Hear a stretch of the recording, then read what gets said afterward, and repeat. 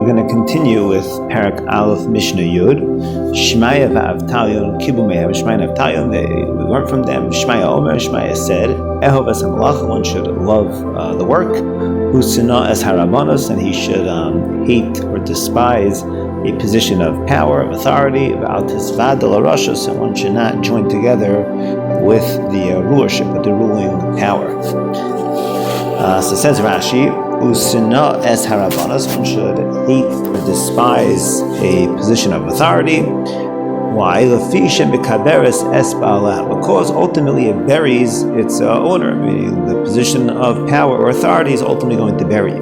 Kedamar Mar, as it says in the Gemara in Brachos Daf Nun Hemim Beis, Mipnei Man Beis Yosef Kodem Echov. Why did Yosef die before all his brothers? Yosef was the first of the Shvatim to die. Why was he the first to die? Because he conducted himself in a position of power, of authority. So the Mishna is telling us that a person should hate positions of power or authority because they ultimately will be his downfall and it causes people to die early. And obviously nobody wants to die early, so stay away from it. And when we stop to think about it, it seems a little hard to understand. Especially if, we put in context, if we look back in the day, go back to Yosef's time, what was the difference between being in a position of power or authority, especially the position Yosef was in, second to the king, being the viceroy, and being a common person on the street, right? The difference is night and day, or maybe even bigger than that, right? It's one thing, one life is a life where you don't know if you'll have food the next second, you don't know if you'll have shelter, you could be, killed at any moment on the whim of anyone, you could just be executed, no one will care, no one will say anything, and you could be thrown into jail. You're at the mercy of the rulership and you have no guarantees of anything. And on the contrary, if you're in the position of power, you're relatively, of course, there could always be a palace coup, people could rebel, but for the most part, you're relatively well protected, no one could just start up with you, and your food and shelter is pretty much guaranteed. So I would have said that, on the contrary, the one who is likely to die earlier is going to be the regular person versus the ruler, and therefore, who wouldn't want to be in that position? And on the contrary, it would be better off to be in that position. And what's further is, I would have said, why it's bad to be in a position of power or rulership? It's because it, could lead a person to develop very negative midos, martial gaiva, haughtiness, and it could lead a person to achzarius, cruelty, etc. So therefore, you don't want to be in these positions of power. As the Torah warns the king, she has to be careful and that his heart shouldn't be lifted up over his brothers. He can't begin to look down at everyone. Being in positions of power and of leadership easily lend themselves to cause a person to feel haughty and other such negative midos and negative feelings.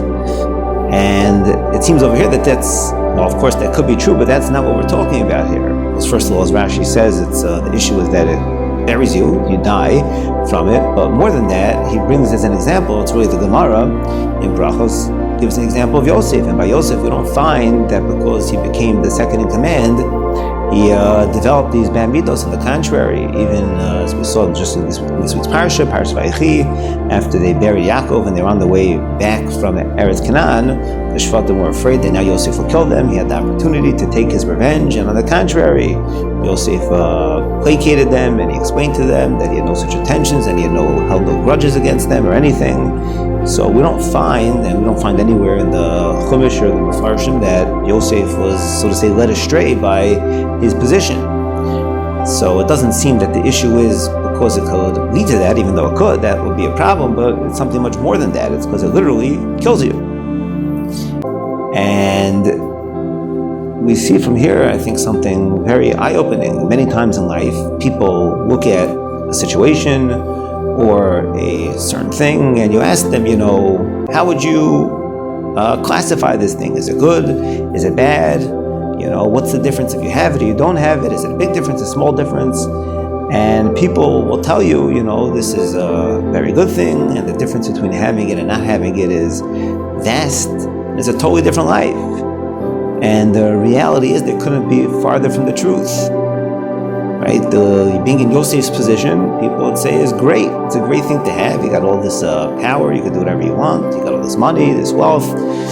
As we said before, you have security both for your life and your day-to-day living needs. And the reality is, it couldn't be further from the truth. It's the worst thing for you. This is literally, it's like poison. It's going to kill you. And if a person were to appreciate that, they wouldn't want anything to do with it. Wouldn't want to, so to say, ingest poison. It's one thing to live, and I don't know, something could happen, something cannot happen. Maybe I will have food today, maybe I won't have food today. But to actively put myself in a position which is literally killing me, why would I want to do that? I would run from it. And we see how far our view of things can be from what the true reality is, and how important it is for us to learn the Divrei Chazal, to be able to open our eyes and to show us what the true reality is, that we can know how to conduct our lives accordingly. But I think we see something even more interesting from here, and that is the Mishna characterizes that the way you should relate to these positions of Rabbanos, of leadership, or kingship in this case, or power, or authority, whatever it may be, is you should be usina as Rabbanos. You should hate it, you should despise it. Well, why is it necessary to despise it? Why do we have to get all personal and start calling it names and saying you should hate it and despise it? Wouldn't it be sufficient for the Mishna to tell you, look, stay away from it.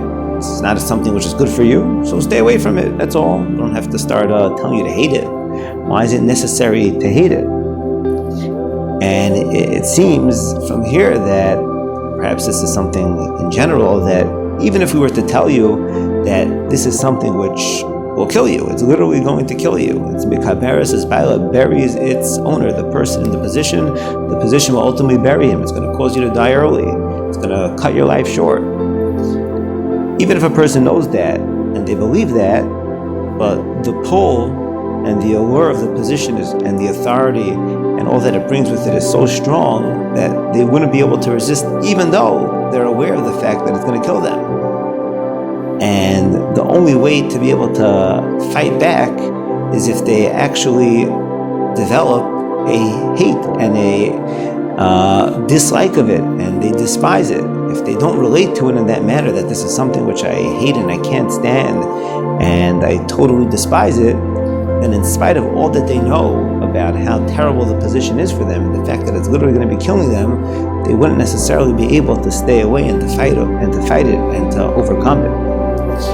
And this is something that perhaps is true in many areas. A lot of times people may be aware, we see this all the time. Just in a very mundane example, you have a person who the doctor tells them, certain foods are unhealthy for you, don't eat them. They know that it's dangerous for their health to eat this food, but at the same time they have a very difficult time controlling themselves because the food looks so delicious and it smells so good and it tastes so good, and they have a very hard time controlling themselves.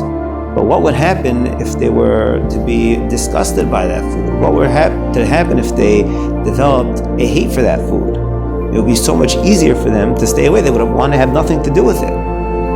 And this is a very powerful tool that we have, that if a person wants, the Mishnah is revealing to us, that if a person wants to be equipped to fight against those things that are dangerous to them, and sometimes it's a physical danger, and obviously many times in life it's a spiritual danger. There are many things that pose danger to our spiritual life, and they're a very powerful tool to help us fight back against it, is if we develop a hate for it. If a person really truly appreciates that this thing is trying to kill me, imagine someone's running after you, trying to kill you day in and day out. You wouldn't be friendly towards that person. You wouldn't feel like, okay, I'm not gonna go to hang out with them, but I'm okay with them. If they were literally chasing you day in and day out, trying to murder you, you wouldn't like them. You'd probably have a very strong dislike for them. And if a person relates to those things that are trying to, so to say, harm him, be it in a physical sense, and even more so in a spiritual sense, as they're literally taking my life away, so then he can begin to develop this feeling of dislike towards them, and then ultimately that can give him the power to perhaps be able to overcome them and to be able to ultimately be victorious over them and not be impacted by them. As Hashem, if we could appreciate these lessons, that many times our view of things is very, very far from what the reality is, and how much we need the Divrei Chazal to inform us about what the real truth is, so that we can live our lives accordingly. And as well, we employ this very powerful tool that if we appreciate what the different forces in the world are trying to do to us, and how they're trying to harm us, and through that we develop a dislike for them, and how that can then help us in turn overcome them and not be taken over by them. And as Hashem, we can achieve incredible heights in our Avodas Hashem, come ever closer to Hashem, and be zocheh to all the good that Hashem wants to bestow upon us.